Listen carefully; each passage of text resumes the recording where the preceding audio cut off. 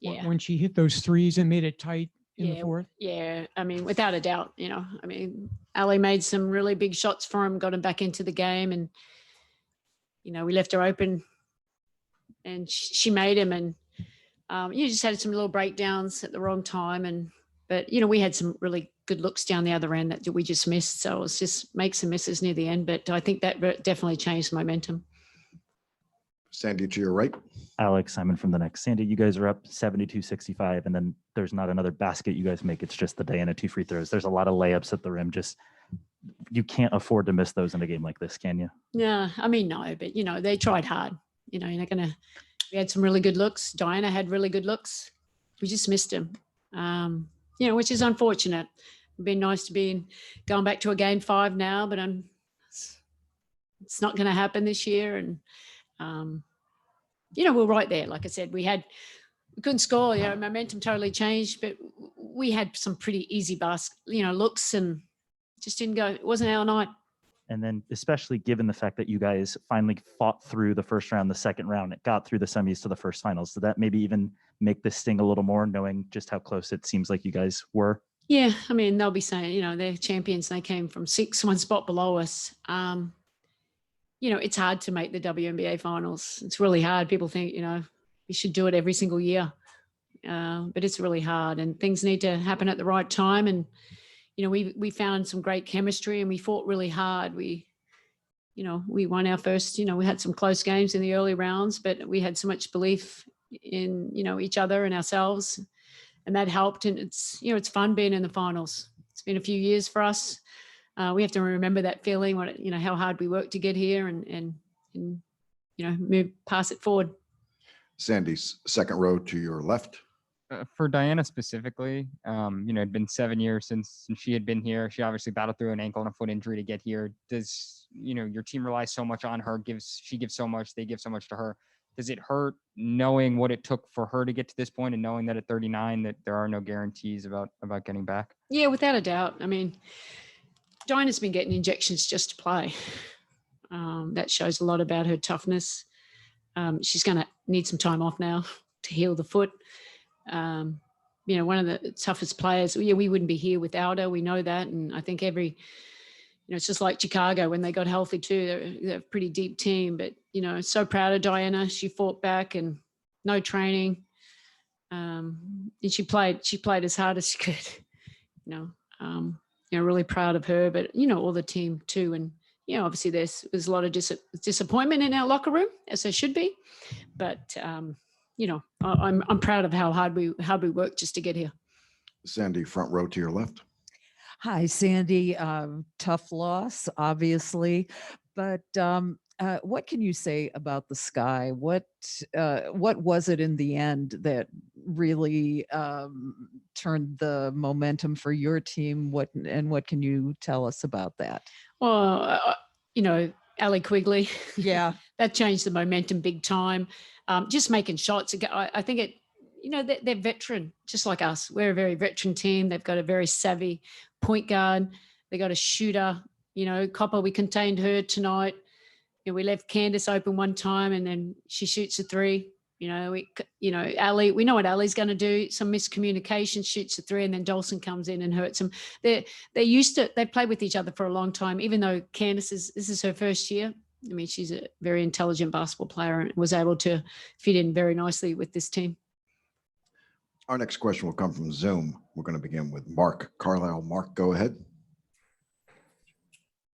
Sandy, I'm just wondering, is there some bittersweetness to this? Obviously, you guys were hoping to win this series, but to have your husband be a part of the winning team, what is that like for you guys? And have you had a chance to speak with him since the final buzzer?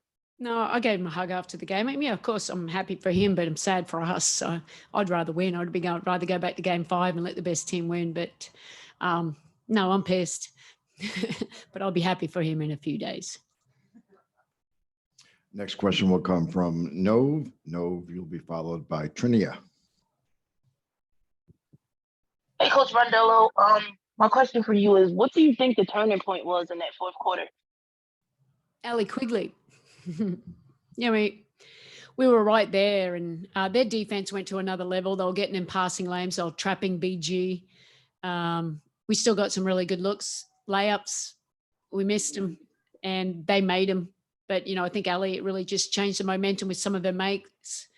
They got a little closer, and this is a team that executes well down the stretch as well. You got Amanda Sloop with the ball when you got a Quigley off the ball, and obviously Dolson coming in there, and she made some big shots for him as just with the screen and roll to the basket. But I think Ali really changed the momentum of the game there, and we just missed a few and didn't. Maybe if we made a few of them, would be a way more happier press conference, wouldn't it? Thank you. Next question will come from Trinia, and then we Yes. will turn to the room. Thank you. Hey, Coach. Trinia Barbie with Anointed Radio. Last series against the Aces, you guys found yourself in a similar situation, but you were down. Today, you guys are up. Besides Quigley, do you think you guys went away from what was working? Well, not really. We're still trying to get the ball into BG. They were just trapping her. That was it. We got the ball into the right people's hand. It was Diana, Sky.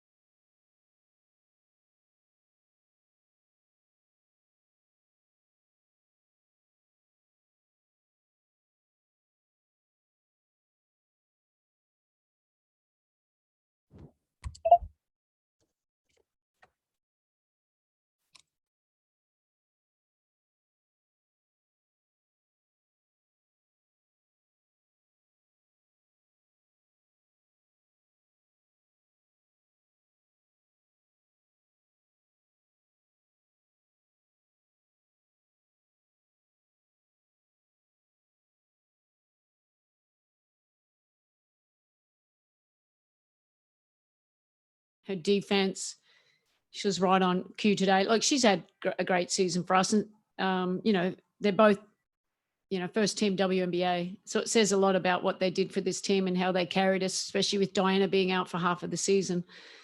So proud of them. But BG, I just think she continues to get better and better. It's just been fun to watch her development, not just as a scorer, passer, shooter, leader. And, the experience that we have, like, bringing Sky in, we've developed more chemistry now. And that kind of, when you got three superstars, I think they know how to play with each other, and they led us for all season long. So, I'm proud of him. Obviously, his disappointment, but that has to motivate us as we move forward. Sandy, second row to your left. What will you miss most about coaching this team? I love coaching this team. That's why I say this is, one of the best teams. You always remember the last one, but I just love their chemistry, off the court, and, they spend a lot of time off the court. Enjoyed each other. I like that. They come and there's a lot of laughter at practice. We know when we need to lock in, but there's a lot of, making fun of each other. In that you like being around people, you can go to work and they enjoy being around each other, because it makes your job a little bit easier as well. So I'll miss. They're competitive. It doesn't mean it's always smooth sailing. But that's, I think we handle those things, and I think we grew in our chemistry as the season progressed. Last two questions. We're going to go to Rafiq. Rafiq, go ahead. Rafiq, you will be followed by Fago. This is Rafiq with Nothing But That Sports Talk. Although your team did come short and win the WNBA championship, how grateful are you that you were able to coach the Phoenix Mercury back to the WNBA finals for the first time in 7 years? Yeah, that's that's the plan at the start of the year, is trying to get us back to the WNBA finals. And, you need a lot of good things to happen. I always say it's the team that's the most healthiest, and they're peaking at the right time and have the best chemistry. And I think those two teams, it was Phoenix and Chicago by the end. It's hard to get back here. And, obviously I won it in 2014. We were close in 2018. We finally made it again here, and, it's a lot of hard work and that goes into it, but I thoroughly enjoy the challenge of it. And I love coaching, obviously in this league, but especially with the Phoenix Mercury. I think it's a great organization, and it's one big family. Appreciate your insight and have a good off season. Thank you. Our last question will come from Fago. Hey, how you doing, Coach? I know this team had to overcome a lot of obstacles this season. What does it mean to you to see all the growth within all your players this year? Oh, it means a lot.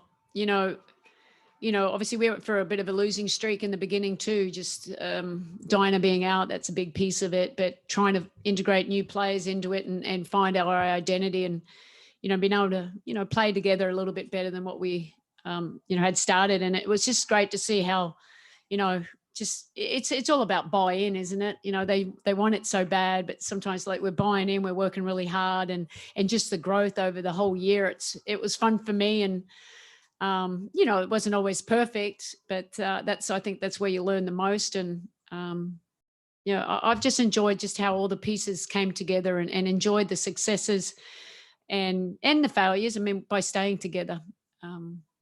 They're the easy teams to coach. Sandy, thank you very much. Thanks, guys. To our media, we'll be joined by James Wade in just a moment.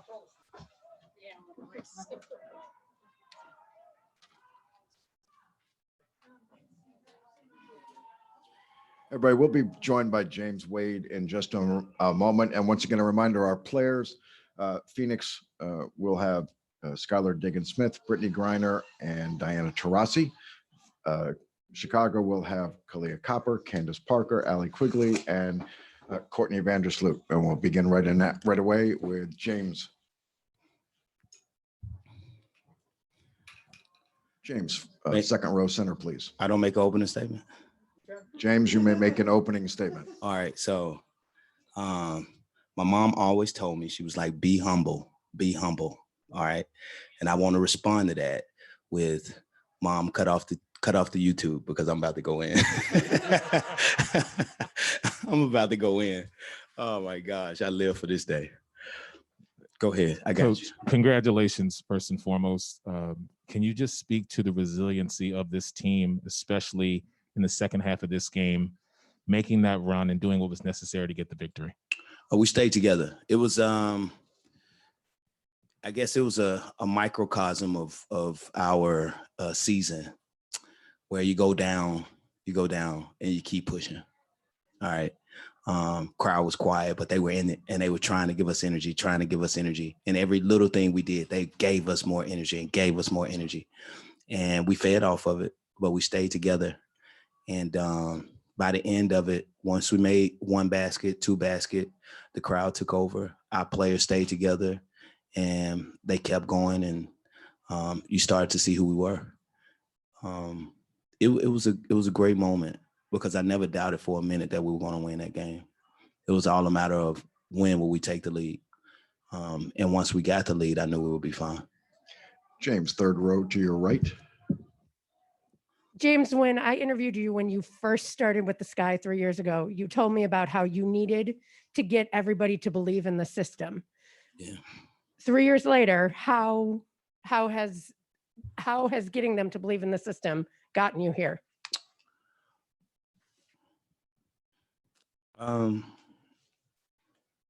That's a great question. Just me knowing what this team had, believing in every single person and knowing who our staff was and what they had and to bring and just knowing the game and being around winners all my life. All right, we've got 4 questions lined up from the room. We're going to start second row left. Hey, James, Jackie Powell with Bleacher Report. First of all, congratulations. Thank you. I was wondering if you could take me through that fourth quarter, especially when Azare fouled out. What did you make of how your other posts stepped up and responded? She didn't foul out. Or when you took her out? When I took her out. I took her out. She had 5 fouls. And, Steph, we said it. From the Connecticut series. I told Steph that you're going to be big for us in this next series. So I need you to stay ready. And she was ready. And she gave us some good, valuable minutes. And she leaned on BG a lot throughout the game. And so BG didn't have the same legs in the fourth quarter as she did in the first 3 quarters. And I don't know that participated to her missing shots, but it definitely helped us out that she was an extra body that made it hard for her to get around, and her catches were a little more difficult. So, I mean, they have a great team over there. So we just want to make it as difficult as possible and just keep on, pushing, and not look for home run plays. And I think that's what we did. James, front row to your right. Annie Constable, Chicago Sun-Times. James, Courtney is the longest tenured player with the Sky. She was drafted here in 2011, and this is a moment she's been fighting for her entire career. She said she wanted to win a championship with the team that drafted her. Right. To share this moment with her, given all of your guys' experiences overseas, here in Chicago, what is this moment for the both of you? It's a special moment. The embrace that we had, because when the first time I met with Sloot, when getting the job, we met in a cafe, and I was like, we're gonna get a championship. Like, don't worry, we're gonna get a championship. And so we went into detail of how we're gonna do it. And I was just trying to get her to believe. I didn't know how we were gonna do it, but I was just trying to get her to believe. And I knew that was the first step. But if there's one thing I've learned in my life, living in this body for 46 years, I'll never count me out. And I will not be outworked. So if it was somebody that can do it, I felt like I was going to put us in the situation to do it. So, but honestly, I didn't know we were going to win it when we were going to win it, but we were going to win one. So, voila. James, center, third row. Do you recall times just being in this arena and looking in the crowd and not seeing too many people and thinking, just even envisioning a time like this?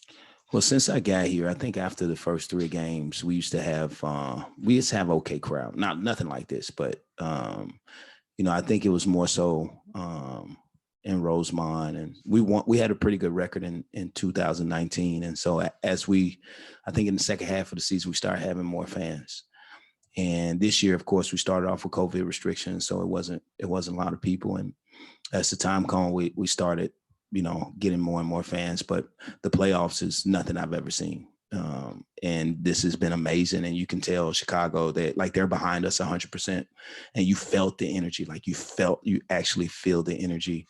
And now, this is how you make household names in your city.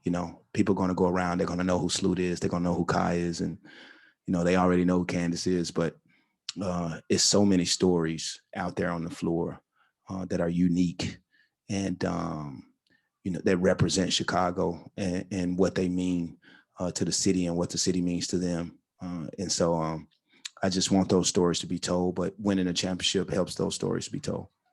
Guys, we have about time for about 3 more questions from the room, and then we need to get to some folks on Zoom. James, center in row 4. Hey, Coach. Going back to the game real fast, Allie Quigley just came alive in the second half. It wasn't even just the shooting. It's like what you've talked about before about the gravity of her pulling defenders off and freeing up someone like Steph in the last minute of the game. Can you just speak to the importance of Allie coming alive after she kind of struggled in the first couple of games of the series? Well, the odds are in our favor. And for every off shooting game that she has, the next game is potentially going to be an explosive game. You never see a shooter like that stay cold. And the fact that we were winning games while she was cold, it made me feel good. So we don't have to mess with her or tell her anything. She's a perfectionist, so she's going to correct herself, and she's going to keep on working. And it was a special moment to have her do it here in DePaul shared space, and surreal. James, also the center, 4th row. Coach Chris Pennant. I normally ask you about an X's and O's type question, but I know we won tonight. You know that, right? I do. Wasn't you said a 6-7 point game or something like that? Oh, that was the last game. Yeah, the game we won by 36. Go ahead. Last year, I think you opened up about your life experience more than you had since we started covering the team in the context of the world at large. Can you put this into perspective, not as a coach, but as a Black man from Memphis? It's tough, man. Y'all try to make me cry a lot. Not gonna do it. Look, I had my family come, like I had my cousins, and I had a lot of Memphis people come to the game. I had one of my high school teammates who I haven't seen in 28 years, I guess, since high school, came to the game, and college teammates, and it's big to do something in this space when, and I'm just going to keep it real, I've always had to prove my intelligence, always. And so how do you do that? You do that through hard work. And they say, okay, he's a hard worker, but the hard work gets your intelligence in the room.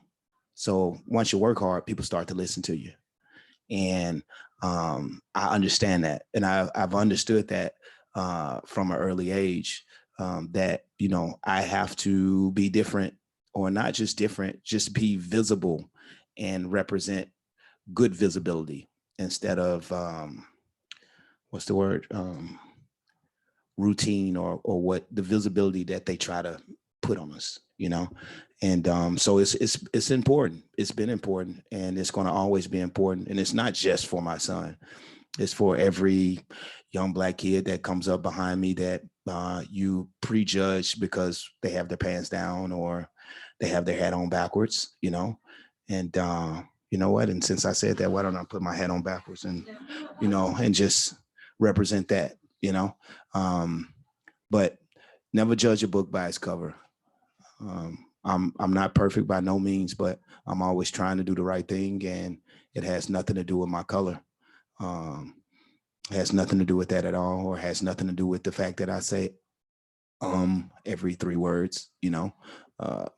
It's just the way I am. And I know the game of basketball, and I know what it takes to be a champion, and here we are.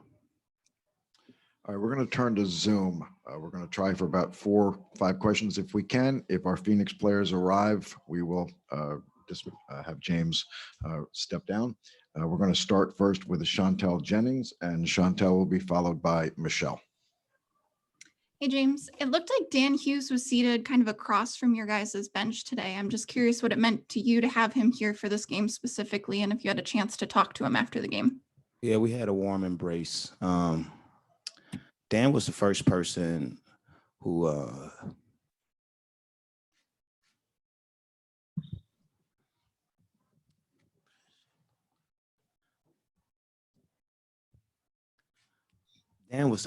that told me that I was going to be a great head coach, and I thought he was crazy as shit. I didn't believe him.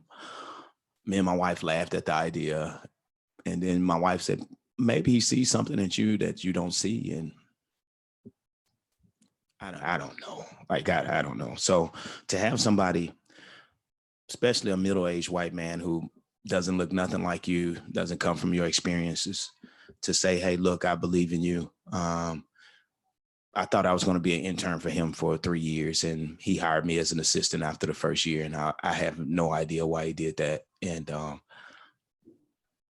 like he's an amazing man, and I don't think he'll get enough credit. He changed my life.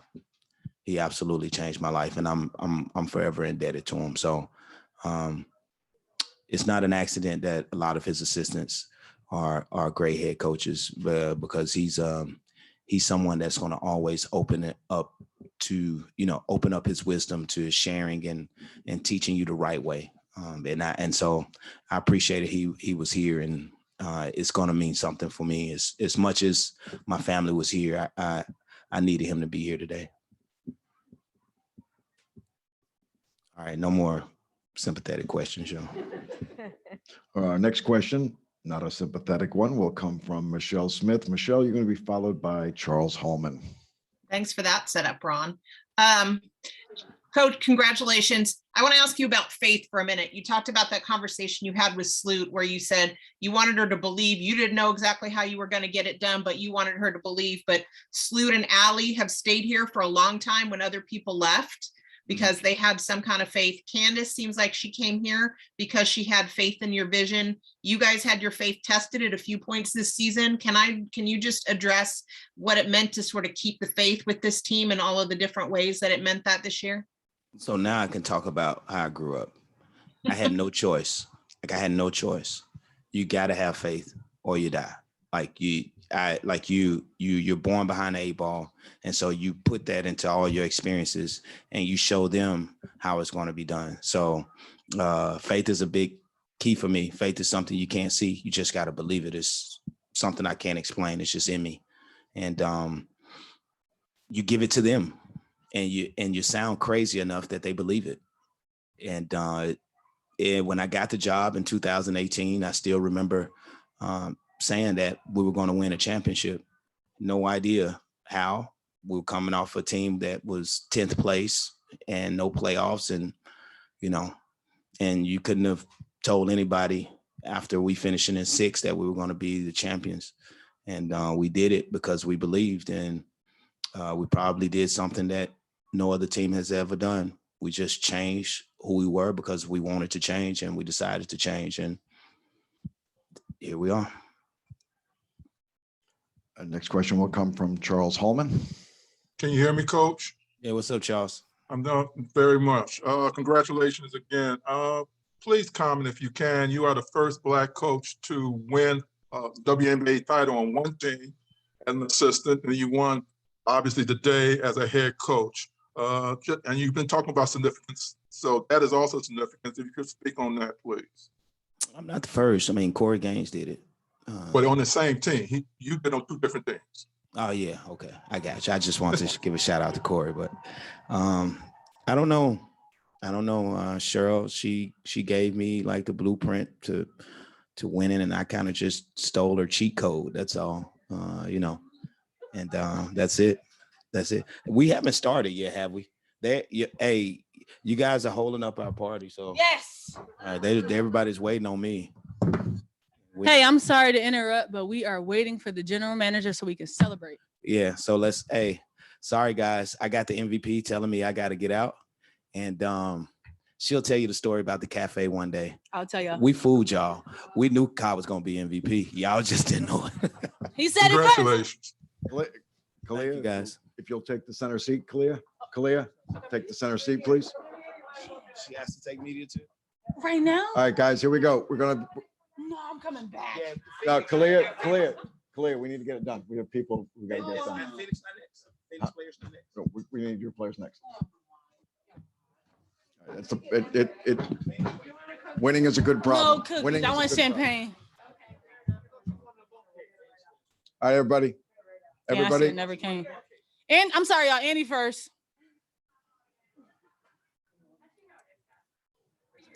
Sorry. That one day she held us down. That's loyalty. Ka, you just shared that moment with James. You guys said you knew you were going to be MVP. To actually be awarded that trophy, what is the feeling that you're experiencing? I'm just feeling this sense of just reward, just my process and everything. I'm just so grateful that I have these teammates, that I have the coaching staff that like genuinely believes in me and just gives me the confidence no matter what's going on out there on the floor. So I just appreciate everybody, every single person on our team, every single person on our staff, everybody, Maggie, who helps us with literally everything and who does everything for us. It's those people. It's Maggie, it's Sean, it's all of them. They don't get enough credit for every single thing that they do, and the little things are stretching me extra. Like those people really make the difference, and they make this thing go, and that's why we got that trophy. Philly, stand up. First off, congratulations. Can you take me through last year in the bubble? You said you focused on yourself and you really got into, knowing who Kalia Copper was. Take me through that timeline between last year and where you're at currently today, and what is this moment? I have this edginess and this grittiness about me that's going to keep me going. I think it was very important for me to be consistent, starting with last year, having a breakout season, as you call it. But it was about coming in this year and, being consistent and actually being better than I was last year. So I think that was just important for me. I think I never lost the confidence in myself. I just continued to, put the work in, and it's no secret to it. It's so cliche, but you put the work in and you get rewarded. Next question will come from the third row to your right. Galia, 3 years ago when James started, he said his biggest task was getting you all to believe, and that would get you to this point. What did he do to get you to believe, and how do you think that helped get you here? I think this season was so up and down. We bump heads. It's like it's a real relationship. And in the moment, you're super frustrated. But I think that it was important for us to grow together, and bump heads in that process, everybody. So I just thank the coaching staff for continuously pushing us. And, it was frustrating, but we got through it and we won a championship. Thank you. Next question will come from the fourth row to your left, Kalia. Hey, Cock. Well, first off, congratulations. Just kind of going off of that last question, was there a moment where you doubted this team at all heading into the playoffs, even though you had 3 All-Stars, the best shooter in the world in Ali and so on? I think, first of all, you said it, the best shooter. But you know what? Rewind. I'm glad you said that. I knew we were going to win this championship yesterday when Ali was the only one in the gym shooting. We came in for film. Everybody was gone. We knew we didn't have shoot around. Ali was the only person in the gym shooting. At that moment, I knew we were going to win the championship. But I think, when the playoffs started, we gave ourselves a clean slate. We totally forgot about the regular season, didn't care about seeding. We knew that we just needed to treat every single game like a single elimination game. And I was glad that we got to play those single elimination games and feel that pressure because, once we got to a series, we already knew what it takes. And I'm just so proud of this team and how we had a short-term memory on forgetting the regular season, which was very important, and just coming in the playoffs and completely killing. Clear. We have a bunch of questions from the back of the room. Start in the fourth row center, please. I'm trying to get out to enjoy also. This is Michael, we need to finish this, please, if you don't mind. How long is it going to take? They're waiting. The whole team's waiting. Let them have their celebration. I know this. Come on. Appreciate it. Hey, guys.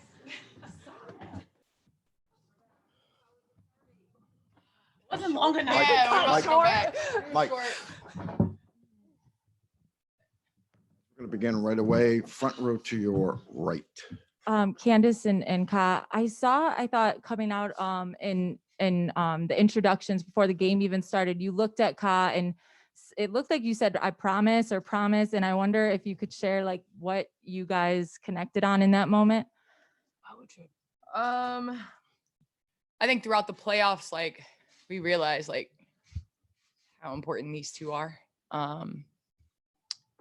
And it's a lot, Game 4 at home. We always text each other in the morning, like before games. And I just wanted to make sure her mental was right. And then right before the game, we always check in. So that was just a normal thing. We've done that all season. Today was no different. And I think everybody showed up in the moments that they needed to. Next question, front row to your left. I'm sorry, Kareem, go ahead. Sorry, I wasn't sure. I'm sorry, my bad. My bad. Oh my gosh. It's for you, Candace. You were able to kind of dribble out the clock. You sprint to the corner. Can you kind of just share some of your thoughts like in that moment as the clock ticks off? She got her champagne. Yeah, we got to scoot over for Allie. Oh, wait, we'll scoot to the left. She can sit by her wife. Always late to the party. Yeah, it's okay. We'll wait for we'll wait for the shooter. It's okay. We'll wait. I already talked about you. Wait for the shooter. Yeah, it's crazy. Like I had flashbacks from high school when I first realized like we won the state championship, and it was kind of like similar. I don't know. It was amazing to just hug my dad and my mom and my family, and I don't know. It's just an amazing feeling to be from here and see so many people in the stands that have been supporting you since you started. Like I sent Allie a picture this morning of us when we were in high school, And it was like, man, not bad for two suburban kids, right? Like playing in the WNBA finals together. So I think it's just a moment where you just have to really take it in. And so that's what that was. Next question, center row 3. Just to follow up on that, Candace, real quick. Did you know you were going to like run, try to find your family right after, or did it occur to you when you got the ball? And then, sorry, I'm going to sneak in one for Courtney. Courtney, just like memories of playing out at All-State Arena, kind of a dark, empty arena a lot of the times, and to be here. If you can reflect on those days versus now. Sorry to sneak in too. Yeah, I'll go first.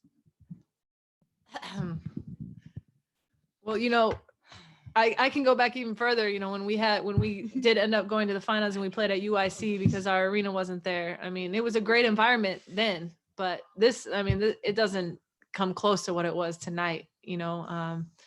Absolutely unmatched out there. Just the energy, the adrenaline that this crowd was able to give us when we really needed it. It was so special to be able to do this in front of all those people. Especially a special shout out to the ones that have been there on the ride, the ones that, I see a couple right here in front of me that when we weren't even making the playoffs and they're still courtside, that's special. But this crowd was so important tonight. And, this one's for the city for sure. Next question, second row center. Ladies, Courtney, Allie, Clea, what does it mean now that you'll be known as a WNBA champion? That's what you work for, right? That's why we're here. All those times where you're just like, man, is it worth it? You know what? Is Y'all it remember worth it? Olympic break? Do y'all remember Olympic break? Olympic break. It's just so crazy what we've been through. No one knows. Nobody knows. I'm so happy like we did this for each other. Like we had kind of like a breaking point probably a month ago. And I feel like we all looked at each other and we said like, who are we going to play for?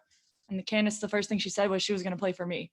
And it was just like, just so inspiring that she wanted me to win a championship so bad.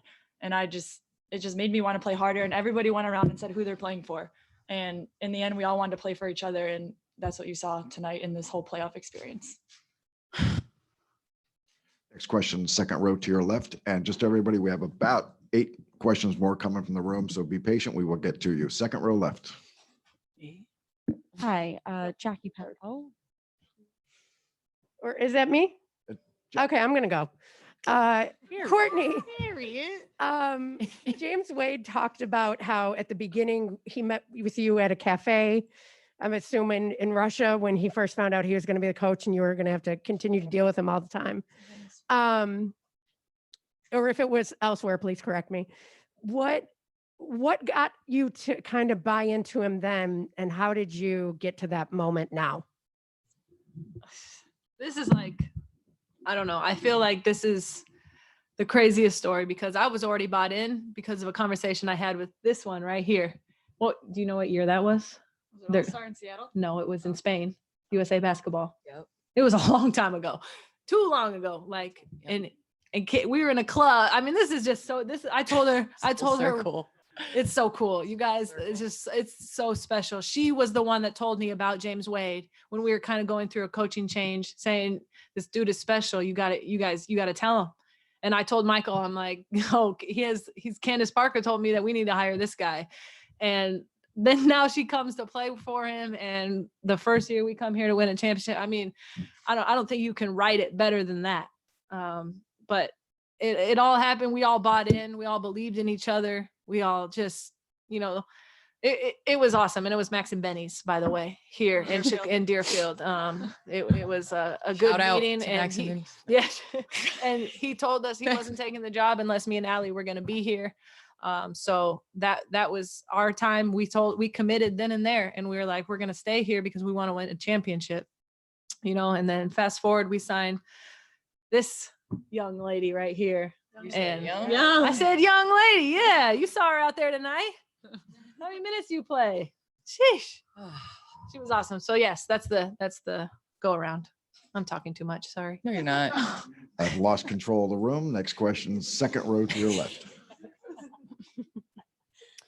Congratulations to you all. I'm curious if one of you can take me through what it's been like having Chance the Rapper at all these games in the stands and what that means. He ain't wear my jersey. You wore your jersey. You answer this one. Just not only to, this team, but also to the WNBA writ large, to have someone like him just, really supporting this league.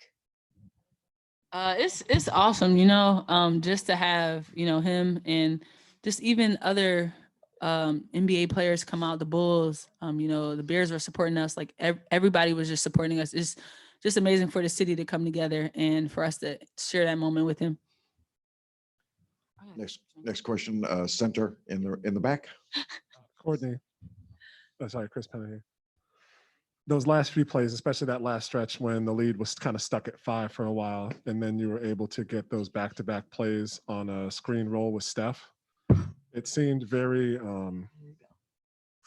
It was a moment, being that you two have been here for so long, along with Ka, and it kind of went back to games that you've had where you found Steph on screen rolls for clutch baskets.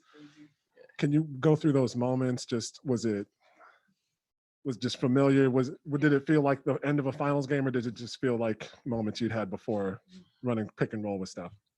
That's a good question. It did feel a little familiar. That's kind of the bread and butter when it gets down the stretch, just to kind of spread it out, dictate where everyone is. We played this team 4 times. We knew their rotations at this point. So we wanted to get a pick and roll going down at BG and try and get Steph. Steph is awesome at that little floater. She has amazing touch, and she's done it a few times. This isn't the first, but it was nice to be able to see her get in there, and it just felt comfortable. Third row to your right. Candace, a couple years ago, tough loss in LA. Last year, tough loss. You've been through your share of them, including some tough game 4s. Can you put in perspective what it means to be sitting here now? Because you told me the other day you could have 4 or 5 of these, or you could have none. Yeah. And now you have 2. I think we live in a result-driven world, which is great, because I think the champions, obviously, when you have MJ, who everybody in Chicagoland aspires to be like him, 6 rings. But I just feel like sometimes it's the tough ones that stay the course, and I just was 0-2 in game 4s in the final. And I remember looking at everybody up here and saying, I am 0-2 in game 4s. But I think yesterday I looked at myself and I was like, why? There's a point in the game where it's you got to live with the results, but you got to do it in a way that's aggressive. You can't be passively accepting the other team and what they do. And so I just think that there's growth in those moments that are heartbreak. I remember Sophia Young's shot when it went in. I remember Brittany Griner's turnaround. I remember Maya Moore hitting that shot. I remember every single one of those shots. And I was like, if that's going to be the case, I'm going to go down swinging. Our group's going to go down swinging. We still have to maintain composure. And I think that because of that, some of this was the case this game, I think the heartbreaks hurt, but this one's so sweet. To do it with this group, I love this group. I love this team. And to do it here at home, I mean, it's just it was almost all of those heartbreaks, it was just supposed to be, today. And today was a microcosm. This game was a microcosm of our season. Our season was up and down, and we were down, and then we lost 7, and then we won 7. And then it was just crazy. And I think because of that, it prepared us for this. So game 4, I'm still 1-2. But I'm glad I'm 1-2 with this group. Next question will come from the back center. Kalia, your rookie season, after your rookie season, you're traded. You and Steph are traded to Chicago for Elena Delle Donne. Can you remember what you felt when you found out about that trade? And then to compare that to now, you brought a championship to Chicago, your finals MVP. That's a remarkable journey. I think I was overseas. I'll never forget. I was overseas. I was in Belgium, and I kept seeing stuff on Instagram about possible trades, and I'm like, "There's no way it could be me." I don't know how it worked or whatever. And then I saw Coach T calling me, and I'm like, damn, it's me. I answered the phone, and we had a conversation. We talked about it, and I just didn't know what to expect next, you know? I went from being close to home, you know, I also chose Rutgers to be close to home. My family could come to a lot of the games. And I got traded to Chicago. Everything was so new. So I just came in and just tried to, you know, find my way. I came in and just trying to find a role, you know, it didn't play much. So let's do some handshakes. Let's get everybody ready for the game. Let's just try to figure it out, you know, just play your role, and just, that's just what I did. And I'm just grateful for my process. I wouldn't change anything.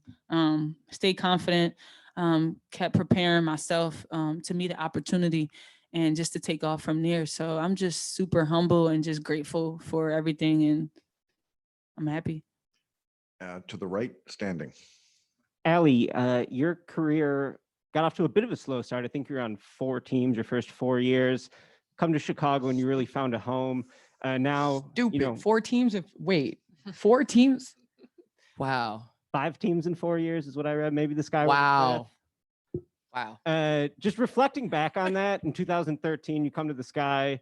I think that might have been around the time you met Courtney as well. Like, sort of like, how did your career sort of take off when you reflect back on it now as a champion and a star?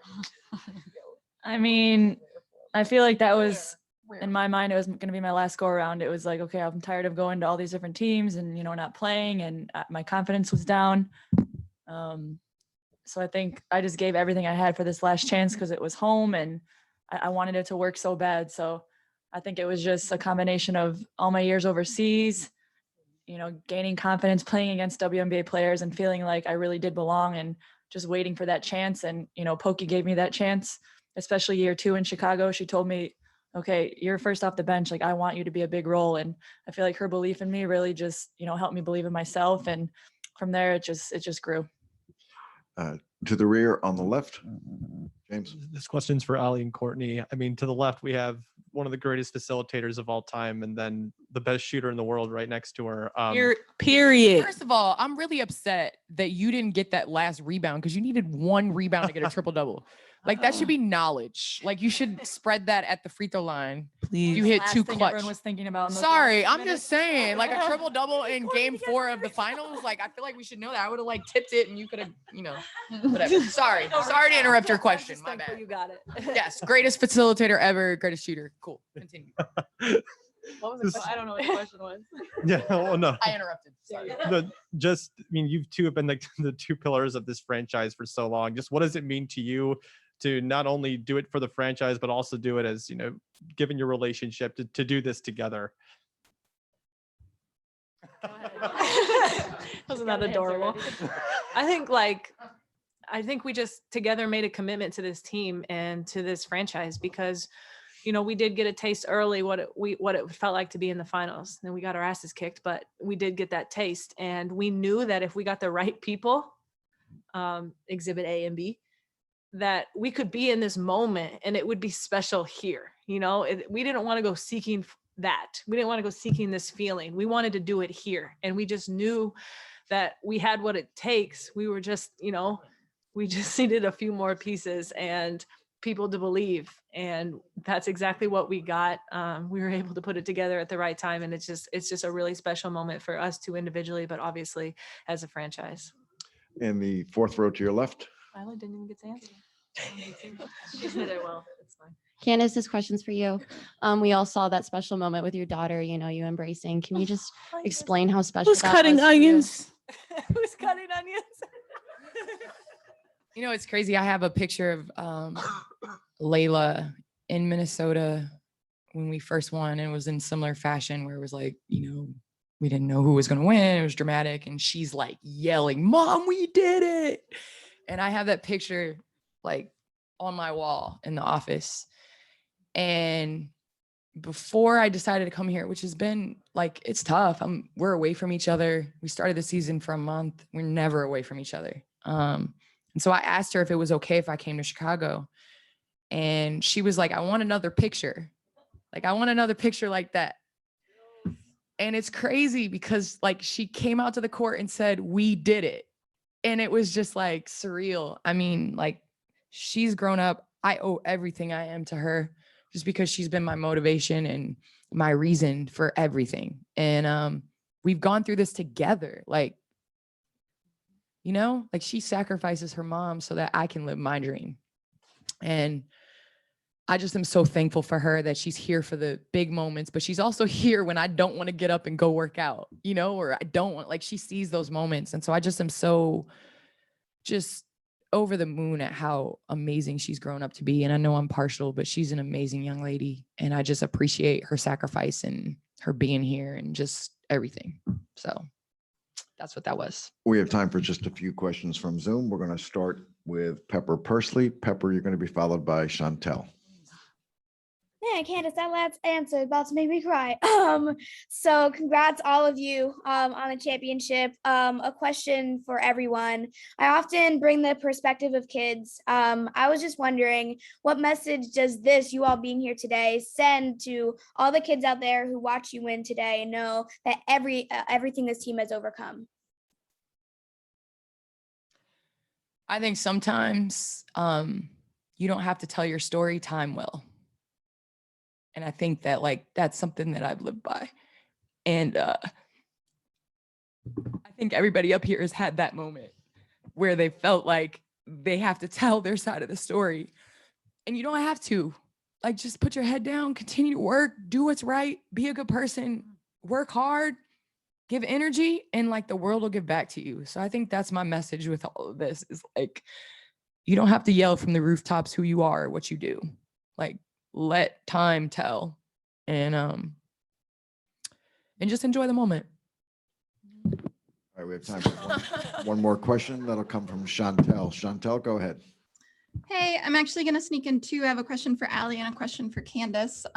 Candace, quick one. I'm just curious what it was about James that made you suggest him as a coach to Courtney at a club in Spain several years ago. And then why we have to keep including the club in this? Like, we was just like out there like dancing, and then I was like, yo, James should be the coach. Like, no, I'm just kidding. Honestly, so my first experience with James was overseas. I played for Ekaterinburg, Russia. Olaf and Sandy were actually my coach. So Olaf was the head coach, Sandy was assistant. James came over to kind of help in the Elite Eight, in the final 8. And he just saw the game. Like, you could just tell he was like a disciple of Sandy and Olaf. Like, he just saw the game, like he played the game the way that it was evolving. And I just felt like the way that they play, that's like the perfect coach for them. And so that was kind of what it was, is, you know, I think that he's a good coach and he deserved a shot. And I tried to get him in LA, and he went to Minnesota as an assistant. And I think that's the reason why we lost in 2017, is some of the adjustments that, you know, he made. So, yeah. Thanks. And then quick question for Allie. Allie, you had said earlier that about a month ago, this team came to a breaking point and you all kind of looked at each other and said, I'm playing for you. What preceded that moment? What led up to that breaking point for the team? This is our question.